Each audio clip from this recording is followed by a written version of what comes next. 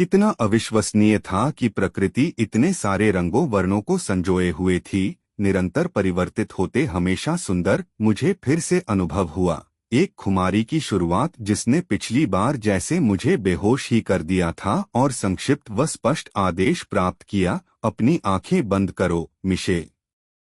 मैंने आदेश का पालन किया और खुमारी की अनुभूति उड़ गई।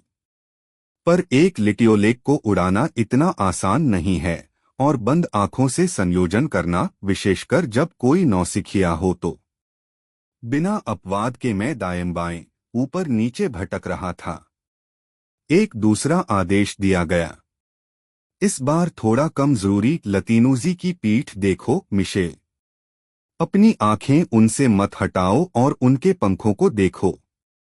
मैंने अपनी आंखें खोलीं और लतीनूजी को सामने पाया। विचित्र बात थी कि मुझे इस पर बिल्कुल हैरानी नहीं हुई कि उन्होंने काले रंग के पंख उगा लिए थे, और मैंने अपनी दृष्टि उन पर गढ़ा दी। कुछ समय बाद ताओ मेरे पास आई, फ्रेंच भाषा में बताती, हम लगभग वहां पहुंच ही गए हैं मिशेल, हमारे पीछे रहो। मुझे लतीनूजी के अब पंख खो देना उतना ही सहज प्राकृतिक लगा। मैं अपने दल के साथ सागर की तरफ नीचे उतरने लगा, जहां हम लोग किसी मेजपोश पर रखे किसी गहने की तरह उस द्वीप को देख सकते थे जहां मेरा डोको स्थित था। हम लोग तेजी से रंगों के भव्य कारवां के बीच जैसे जैसे सूर्य लहरों में डूब गया बढ़ते गए।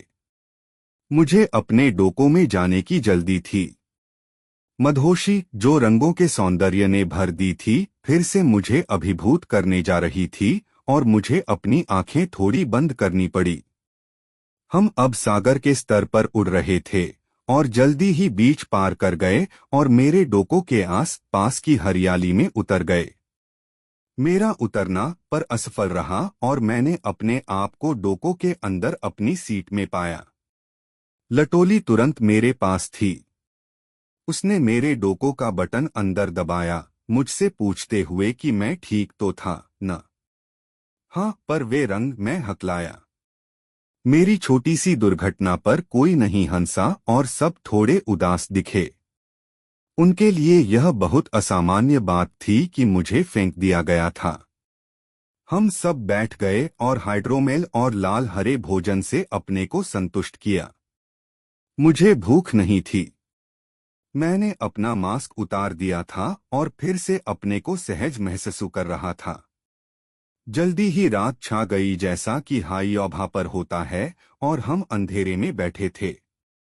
मुझे याद है कि मुझे हैरानी हो रही थी इस बात पर कि मैं बमुश्किल उन्हें पहचान पा रहा था, पर वे मुझे ऐसे देख सकते थे जैसे कि दिन हो। कोई नहीं बोल रहा था। हम चुपचाप बैठे थे। ऊपर देखने पर मैं एक एक कर चमकते हुए तारे, जो रंग बिरंगे ऐसे लग रहे थे जैसे आतिशबाजी आकाश में जम गई हो, देख पा रहा था।